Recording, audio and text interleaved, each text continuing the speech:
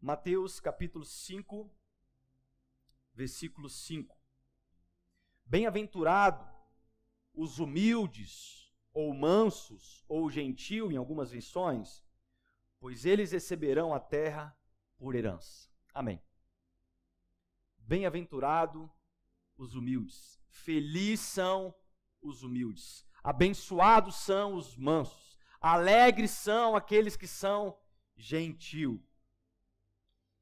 Existe uma história na Noruega de um homem que era empregado de um grande frigorífico e um certo dia, ao término do seu trabalho, ao inspecionar o frigorífico, a câmara de frigorífico, ele acaba se descuidando e a porta fecha e ele fica preso dentro daquele frigorífico. E ele começa a bater, ele começa a gritar, mas ninguém mais podia escutá-lo, porque todos já haviam deixado seus postos, ido embora. Todos já correram para suas casas o mais rápido possível e aquele homem ficou preso naquela câmara. E depois de algum tempo, já com muito frio, já sofrendo com a baixa temperatura, aquele homem escuta um som que foi o som mais alegre que ele já ouviu na vida dele. Antes de congelar, ele escuta alguém abrindo aquela porta e alguns passos se aproximando, e era o vigia da empresa que estava indo em seu resgate para ajudá-lo. No dia seguinte, perguntaram para aquele vigia: o que te levou a abrir a câmara do frigorífico para procurar alguém se isso não fazia parte da sua ronda? E aquele segurança firmemente respondeu: trabalho nesta empresa há 25 anos. E todos os dias eu estou aqui na portaria. E poucos são aqueles como este homem que me dá bom dia quando chega e boa noite quando vai embora. E hoje pela manhã eu percebi que ele me deu bom dia, mas ele não me deu boa noite. E isso me fez ficar preocupado e comecei a procurar porque achei que alguma coisa tinha dado de errado. E encontrei ele quase morto naquela câmara. A gentileza nos traz muitos benefícios. Tem sido muito proveitoso aprender sobre mansidão nesses dias, de forma bíblica. Essa série que foi dividida em 3 episódios, a qual nós vamos finalizar hoje, a gente pôde sistematizar ela de uma forma muito prática. No nosso primeiro episódio, nós falamos sobre os conceitos da mansidão, como identificar o que é mansidão, o que é ser humilde, o que é ser gentil. E de forma resumida, a melhor aplicação que nós encontramos que ser manso é ser forte, porém sob controle. Na segunda parte, nos dedicamos sobre como buscar a mansidão. Após aprender o que é, conseguimos entender como buscar. E buscar sendo ensinável em Jesus, aprendendo através de Jesus. Mas hoje eu quero destacar sobre o desfrutar da mansidão. Os benefícios de se tornar uma pessoa mansa, de se tornar uma pessoa humilde, uma pessoa gentil. Quais são os benefícios que existem para nós? E eu já quero adiantar que eu seria incapaz de, em apenas um sermão, apresentar todos os benefícios bíblicos que a Bíblia nos fala sobre ser manso. Mas eu quero me esforçar nesta noite a apresentar pelo menos 7 benefícios da mansidão para a nossa vida. Mas o que seria desfrutar de uma mansidão? Desfrutar é aproveitar o fruto. E se existe um fruto, é porque anteriormente existiu uma semente. Se existe um fruto, é porque teve um tempo de processo, de crescimento, alguém regou, alguém pôde cuidar daquilo ali. E o fruto da mansidão, irmãos, não é o tipo de fruto que nós podemos simplesmente arrancar da árvore do vizinho. Não temos como fazer isso, porque mansidão na Bíblia é descrito como um dos frutos do Espírito. Em Gálatas capítulo 5, verso 22, versículo 23, vai dizer: o fruto do Espírito é amor, alegria, paciência, amabilidade, bondade, fidelidade, mansidão e domínio próprio. E contra estas coisas não há lei. Sim, não há lei contra essas coisas. Mas existe lei sobre roubo. Então nós não podemos roubar a mansidão da árvore de um vizinho. Nós precisamos entender sobre os seus conceitos, plantar as sementes, regar esta semente até o momento que nós vamos ter condições de desfrutar dos frutos. Até porque todas essas qualidades são características pessoais. Não adianta você tentar pegar um fruto do vizinho, sendo que esse é o tipo de coisa que precisa ser pessoal. Então nós não podemos ignorar a nossa necessidade de plantar, de perseverar no cuidado e então desfrutar da mansidão. E o primeiro ponto que eu quero falar hoje, dentro dos benefícios da mansidão, é que mansidão desarma conflitos. Mansidão desarma conflitos. Provérbios capítulo 15, no verso 1, diz que a resposta calma desvia a fúria, mas a palavra ríspida desperta a ira.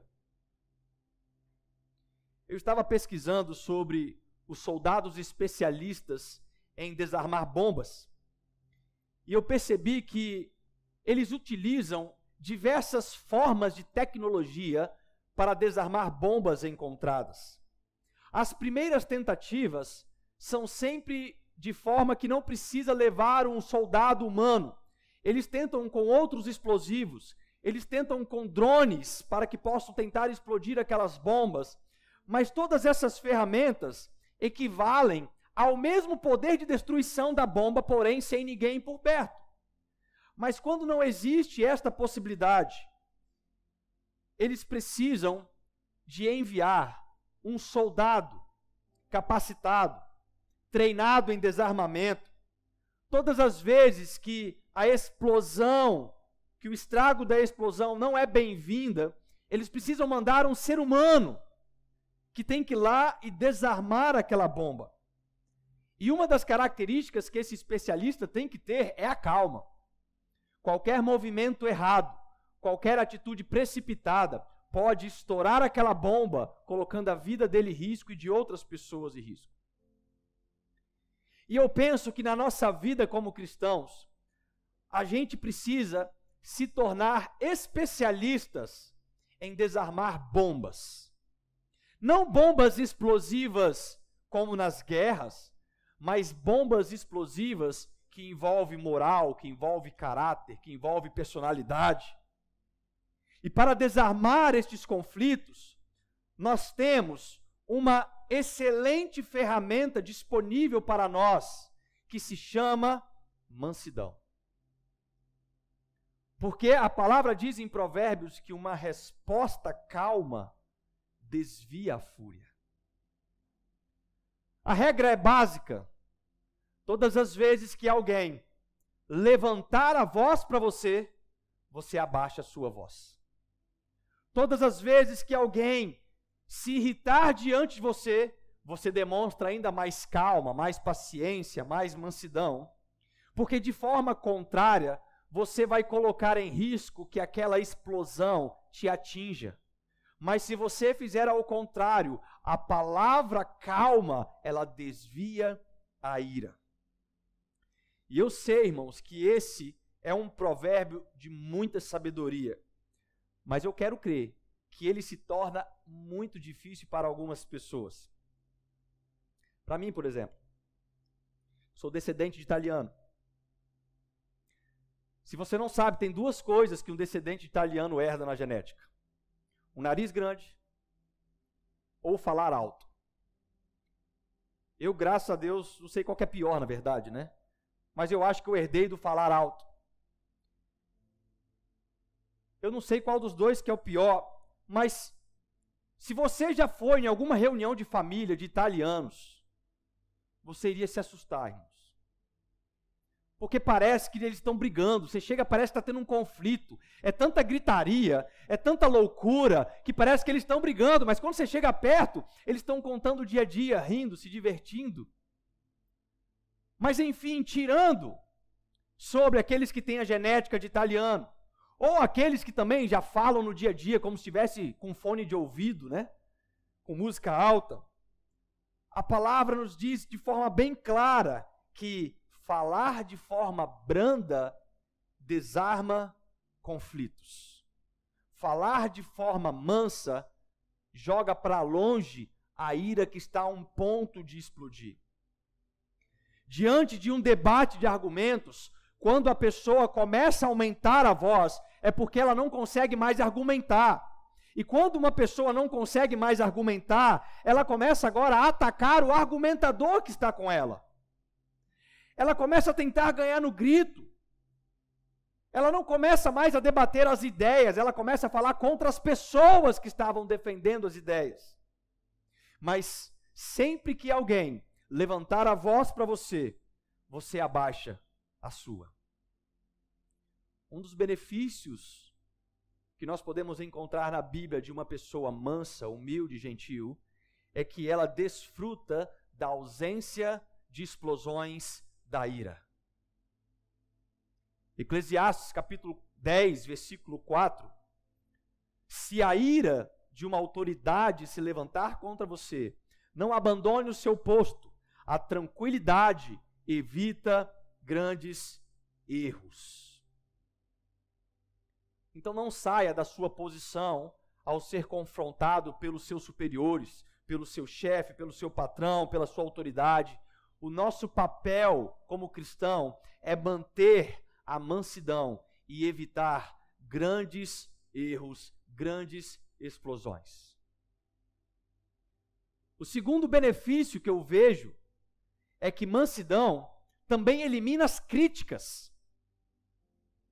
Sempre que você começa a se destacar na sua vida profissional, na sua vida pessoal, na sua vida ministerial, sempre que você começa a se destacar de alguma forma, você começa a ficar sujeito a receber mais críticas.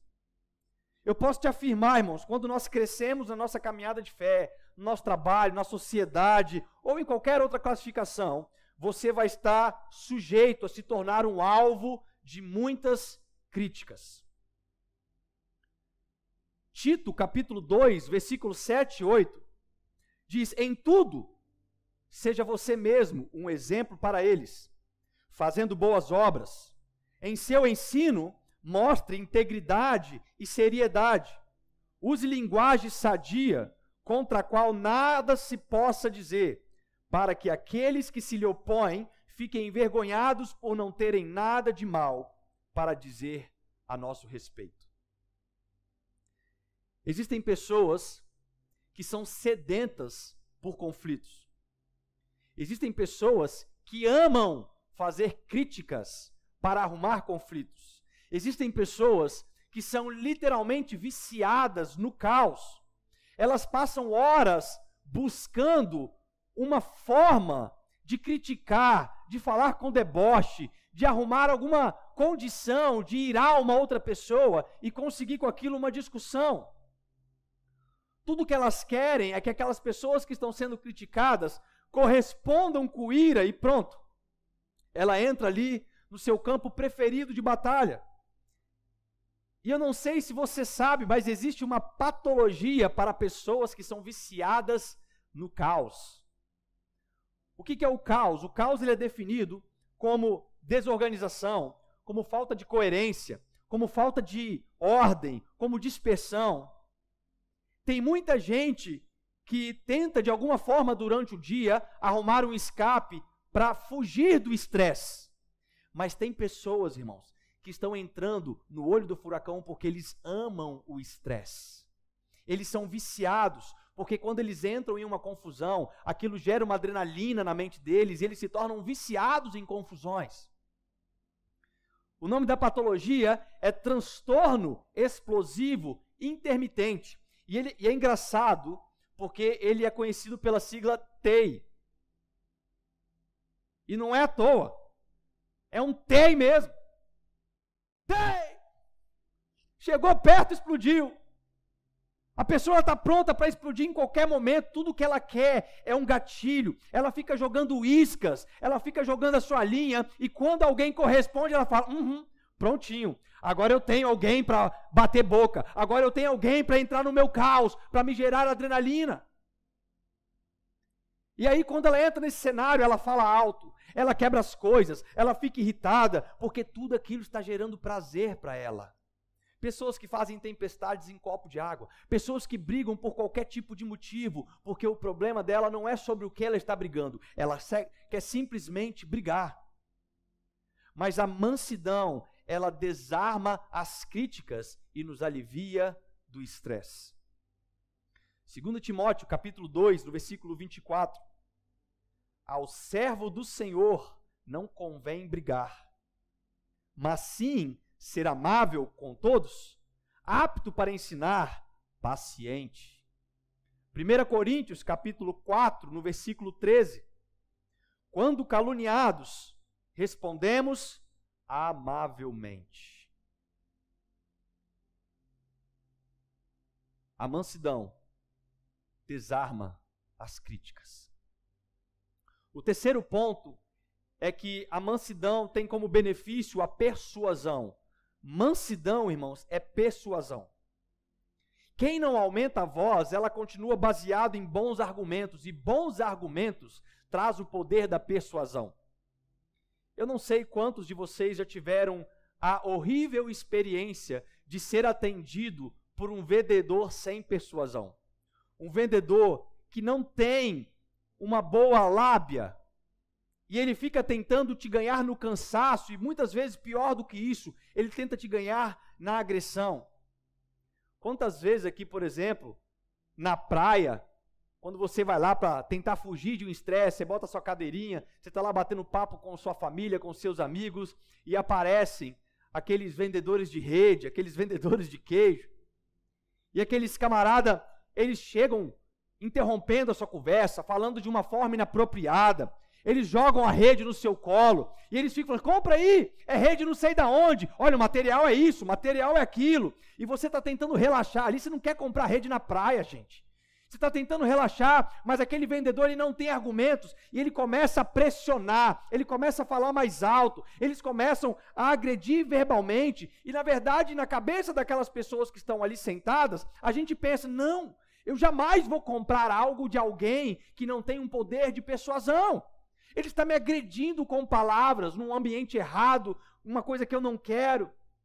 Pior de tudo isso é que depois de muito cansaço, eles ainda se mostram abusivos. Ao que no começo uma rede custava R$150, depois que você nega 30 vezes, ele já está te oferecendo 2 por 50. E aí você continua dizendo não, e ele mostra de fato quem ele é quando ele vira as costas e sai falando mal das. Não pode comprar uma rede. Fiz 2 por 50. Não pode comprar uma rede para me ajudar. Estou trabalhando no sol quente. Pessoas sem persuasão. Sabe por quê? Porque não são mansos. Provérbios capítulo 25, no verso 15. Com muita paciência pode-se convencer a autoridade, e a língua branda, ela quebra até os ossos. Deixa eu te falar uma coisa. Nós nunca teremos o poder da persuasão enquanto nas nossas palavras houver agressão. Escute isso. Nós nunca teremos o poder da persuasão enquanto nas nossas palavras houver agressão. E com esse entendimento, nós percebemos que a mansidão, que a humildade, que a gentileza é uma grande ferramenta de evangelismo. Qualquer forma de evangelismo que desperte agressão, ela vai estar mais vinculado com uma inquisição do que de fato com o evangelismo que salva. Qualquer forma que você proclame o evangelho com palavras agressivas, ela está mais para uma inquisição que aconteceu durante mais de 1000 anos. do que de fato a proclamação do Evangelho. Mas a gentileza, a mansidão, a humildade, ela é uma ferramenta de persuasão. Porque Jesus, ele é educado. Apocalipse 3, versículo 20, vai dizer que eis que estou à porta e bato. Se alguém ouvir a minha voz e abrir a porta, eu entrarei e cearei com ele e ele comigo. Quando você se encontra com alguém que é contrário com aquilo que você crê, com aquilo que você pensa, com aquilo que você faz, seja manso, seja humilde, seja gentil, sabe por quê? Porque a mansidão é uma arma de persuasão. Quarto benefício que eu enxergo é que gentileza é atrativo. E aqui fica uma boa dica para os casais. Fica uma boa dica para os casais. Você atrai aquilo que você é e não aquilo que você quer. Você não atrai aquilo que você quer, você atrai aquilo que você é. Se você quer um marido manso, humilde, não é porque você quer que você vai ter. Você precisa ser aquilo para que aquilo se aproxime de você. Sabe por quê? Porque mansidão é atrativo. Se você, homem, está procurando uma esposa mansa, bem-vindo ao clube. Bem-vindo ao grande desafio. Mas uma boa característica, uma boa dica, é que se você se tornar manso e humilde, você vai ter condições de atrair também uma esposa mansa e humilde. E eu me faço uma pergunta, onde é que foi parar a gentileza, irmãos? Aonde que foi parar a gentileza? Talvez os mais antigos, né, que conseguiram viver na década de 60 e 70, nos seus primeiros anos de namoro, de casados. Homens gentios, não é verdade? Abriam a porta do carro para a mulher entrar, puxava a cadeira, davam flores. Tinha gentileza. E hoje em dia nós vemos as nossas mães, as mulheres mais experientes, casadas já há um bom tempo, são mulheres mansas, mulheres humildes, que honram, são submissas ao marido, que estão juntos. Mas nós vemos hoje em dia como é difícil a gente olhar para mulheres jovens que estão se explodindo e talvez a culpa nem de fato é delas, é porque acabou-se a gentileza. Acabou-se a mansidão também nos homens. E eu quero deixar uma dica também para você solteiro, porque hoje eu estou inspirado no amor. Eu quero casar uns 3 casais esse ano aqui na igreja. Mas olha aqui para mim, tem muito jovem solteiro que está achando que para arrumar uma namorada, uma noiva, uma esposa, ele tem que ficar rico, ele tem que ter carro, ele tem que ter dinheiro, ele tem que ter aquilo. Mas olha só, talvez, se você ficar rico para arrumar uma namorada, talvez você encontre uma interesseira e não uma esposa de excelência. 1 Timóteo, capítulo 6, no verso 10 ao 11, diz: algumas pessoas, por cobiçarem o dinheiro, desviaram-se da fé e se atormentaram a si mesmo com muitos sofrimentos. Você, porém, homem de Deus, fuja de tudo isso e busque a justiça, a piedade, a fé, o amor, a perseverança e a mansidão. Olha para o jovem solteiro feio do seu lado e fala com ele assim: há esperança, irmão. Há esperança para você. Mas de igual modo, para as mulheres também. Tem mulher que fica pensando que ela tem que ser isso, eu tenho que ser bonito, eu tenho que ter o cabelo assim, eu tenho que ser o padrão da sociedade. Se eu não passar maquiagem, eu arrumo namorado. Tudo bem que colabora um pouco. Porque tem algumas que de fato, né, precisa dar uma caprichada, melhorar um pouco a autoestima, se arrumar um pouco melhor, combinar as roupas. Isso colabora um pouco. Mas biblicamente, olha o que nós aprendemos em 1 Pedro, capítulo 3, do verso 3 ao 4 para as mulheres. não estejam preocupadas quanto à beleza exterior, que consiste nos arranjos do cabelo, nas modas de vestuário ou nas joias caras. Que a vossa beleza seja, sobretudo, interior, feita do encanto permanente, de um caráter terno e sossegado, o que é precioso diante de Deus. Gentileza, humildade, mansidão são características atrativas que podem te arrumar um marido ou uma esposa. E você que já é casado, ainda há tempo, não desanime. Eu me lembro da história de Ruth. Ruth, no capítulo 2, fala que ela já estava viúva e ela estava ainda agora indo com a sua sogra, honrando a sua sogra, voltando para a cidade de sua sogra. E no caminho elas estavam famintas e Ruth pede a bênção para ir buscar um alimento nos campos. Ruth, então, ela entra em um campo e vê alguns ceifeiros colhendo ali milhos, sementes, e ela pede autorização para pegar aquilo que estava ficando pelo caminho. E ao chegar o dono daquela propriedade, Boaz, ele pergunta: quem é aquela moça? Ele fala que ela é Ruth, está acompanhando a sua sogra, ficou viúva, mas está voltando para honrar o Deus dela, e fala toda a história de Ruth. E aí Boaz fala com ela assim: olha, deixe que ela pegue dos feixes, não mexam com ela, se ela precisar de água, dê água do cântaro e faça com que ela fique com as minhas servas. Sabe o que Boaz faz, gente? Boaz foi gentil. Ele podia ser ignorante, ele podia falar para ela: ô, para aí de pegar minhas coisas, hein? Para de mexer na minha plantação, isso aqui é meu, é propriedade minha. Deixa que isso aqui é tudo meu. Mas ao contrário disso, Boaz, ele foi gentil. E a palavra diz em Ruth, no capítulo 2, que no versículo 14, que na hora da refeição, Boaz fez a mais. Ele se aproxima de Ruth e fala o seguinte: vem cá, come do pão, molha um pedaço do pão no vinagre. Eu não sei se isso é bom ou ruim, mas para ela funcionou. E ela sentou do lado dos ceifeiros. Boaz lhe ofereceu grãos tostados e ela comeu até ficar satisfeita. Boaz foi gentil. E ainda no versículo 8 do capítulo 3, Boaz agora faz uma promessa de casamento e se casa com Ruth. Sabe quem foi Ruth, irmãos? É uma mulher que não era judia, que faz parte da linhagem genealógica de Jesus. Quando você é gentil para as pessoas, quando você age com gentileza, você pode estar colocando na sua linhagem pessoas que vão trazer bênçãos para a sua vida.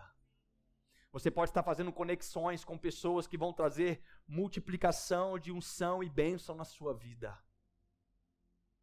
Então lembre-se, a gentileza é atrativa, a mansidão é atrativa.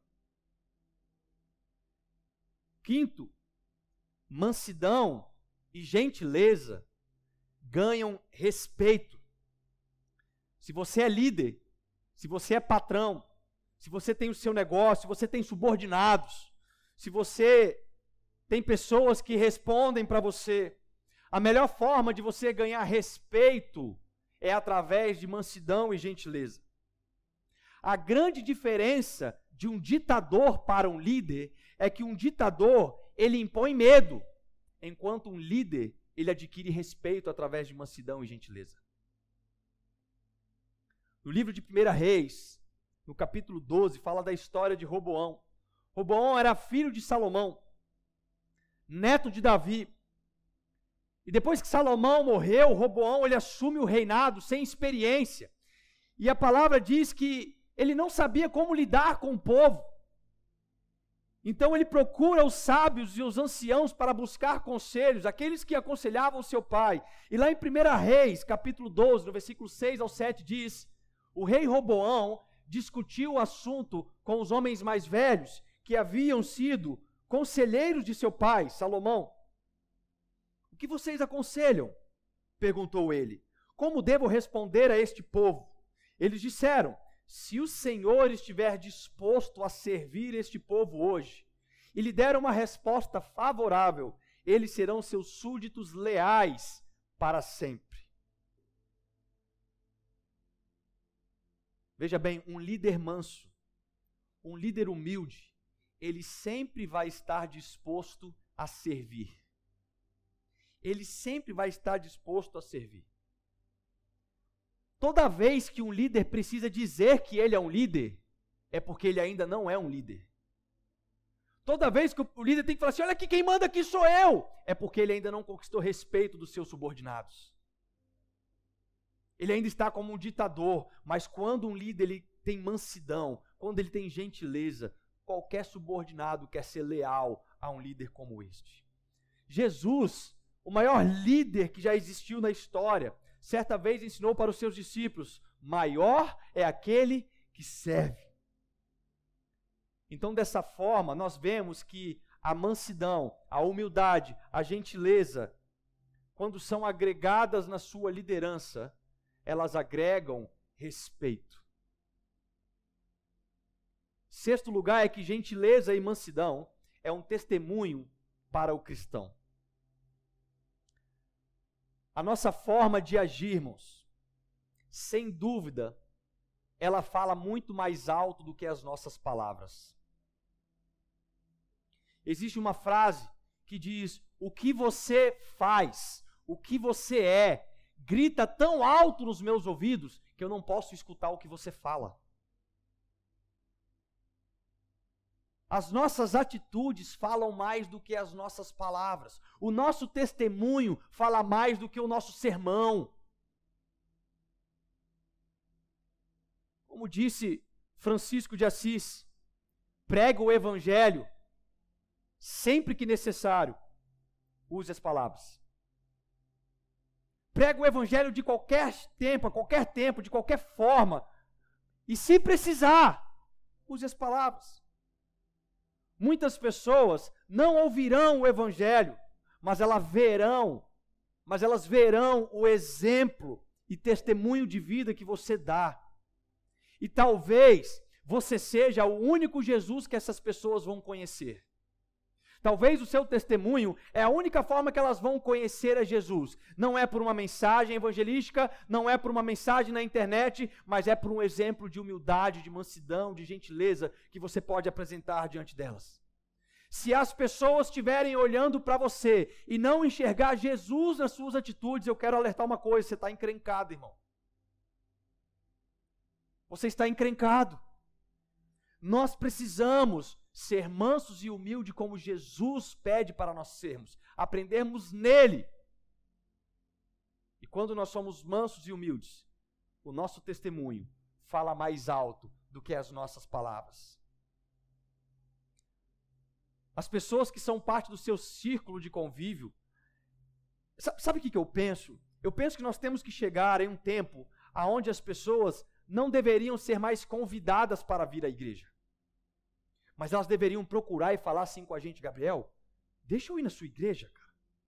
Aonde você congrega? Cara, eu vejo tanta mansidão na sua vida, tem algo diferente na sua vida, eu quero isso para mim. As pessoas têm que olhar para nós e ter sede daquilo que nós estamos vivendo em Jesus. Elas têm que ser convidadas pelo nosso testemunho, pela nossa forma de lidar com as situações adversas do dia a dia. Um certo dia num restaurante, um garçom no seu primeiro dia de trabalho, no seu primeiro emprego, um jovem rapaz vem nos atender, estava ali nervoso, trouxe os pratos tremendo, deixou o talher cair no chão, trouxe suco de abacaxi ao invés de laranja. Irmãos, quando a gente fica com fome, muitas das vezes a gente explode. Você está pagando para receber um serviço de qualidade. Você vai num restaurante para comer, para ser servido, para ter algo bacana na mesa, e aí vem um garçom, todo espatafado, derrubando as coisas. Qual que seria a postura que deveríamos fazer? Muitas vezes nós vamos reclamar com o dono, esse cara não pode estar aqui. Mas ao contrário disso, ao tomar uma atitude diferente, entreguei 10% de gorjeta na mão dele e disse, fica tranquilo, meu amigo. O segundo dia é sempre melhor que o primeiro. Vai na sua força, vai na paz, se desenvolva. Eu posso lembrar a cara daquele garçom olhando para a gorjeta e olhando para mim e dizer, esse não é o pastor da Betel? As pessoas precisam nos reconhecer pelos nossos atos. As pessoas precisam nos reconhecer pelas nossas atitudes como mansos. É isso que nós precisamos fazer. Precisamos ser aqueles que encorajam. E não aqueles que de fato ficam brigando pelos nossos direitos simplesmente porque pagamos a conta no final. Precisamos encorajar as pessoas a dar um passo de crescimento. Precisamos pregar o evangelho com as nossas atitudes de mansidão. E, se necessário, abrir a boca. Se necessário, abrir a boca. Se os cristãos do Brasil pregassem mais com o seu testemunho do que com as tentativas de pregar com a boca, o Brasil seria convertido, irmãos. O Brasil seria convertido. O problema é que os cristãos pregam, mas ao virar as costas, aquele que recebeu a palavra vê ele tomando uma atitude e falava: eu não quero viver essa vida. Isso é ser crente? Olha lá, batendo boca, arrumando confusão, pessoa estourada, só dá problema no trabalho, é morcego, é isso, é aquilo, que tipo de testemunho ele dá? Eu não quero um Cristo desse, que não transforma a pessoa de dentro para fora. E em sétimo e último lugar, é que gentileza e mansidão me faz como Jesus. Nós vimos em Gálatas 5:22 que mansidão é um dos frutos do Espírito. E como a gente está falando sobre desfrutar, para você desfrutar, você precisa de um fruto real. Não podemos considerar a mansidão, a gentileza, a humildade como um simples enfeite falso. Isso não é possível. Mansidão não é como uma fruta de plástico, que você faz um enfeite, fica bonito, fica legal, fica bacana, mas quando você pega aquele fruto, você não pode desfrutar dele. Ele não tem cheiro para você, ele não tem gosto para você, ele não gera nutriente para você, ele é simplesmente uma peça de enfeite. Mansidão em Jesus não é enfeite. Mansidão em Jesus é um fruto que pode ser desfrutado. Então presta atenção, o que te faz parecer com Jesus não são os teus enfeites, são os teus frutos. É isso que te faz parecer com Jesus. Mateus capítulo 7, no versículo 15 e 16. Tomem cuidado com falsos profetas, que vêm disfarçados de ovelhas, mas que na verdade são lobos esfomeados. Vocês os identificarão por seus frutos. Então olha só, ninguém consegue usufruir de uma falsa gentileza. Não existe esse benefício. Não existe benefício na falsa mansidão. Eu não posso tentar aparentar ser uma pessoa mansa e humilde diante de outra pessoa, mas por dentro de mim eu estou esganando aquela pessoa. Isso é uma falsa atitude. Precisa partir de dentro de nós. O que me faz parecer com Jesus é o fruto do Espírito, que pode ser transbordado através da minha vida, que pode ser desfrutado, que pode ser colocado como benefício para a vida dos outros. Então aquilo que te faz parecer com Jesus precisa gerar fome em quem te enxerga. As pessoas estão sentindo fome espiritual quando olham para você? Elas sentem paz quando olham para você? As pessoas te procuram em tempos de conflitos? O seu parente não cristão, o seu colega de trabalho, ele te procura e fala: fulano, me dá um conselho. Sabe por quê? Porque você parece que tem uma forma diferente de resolver conflitos. As pessoas têm que sentir fome ao olhar para você, porque elas têm que enxergar Jesus em nós. Sabe por quê, irmãos? Porque Cristo em nós, a esperança da glória.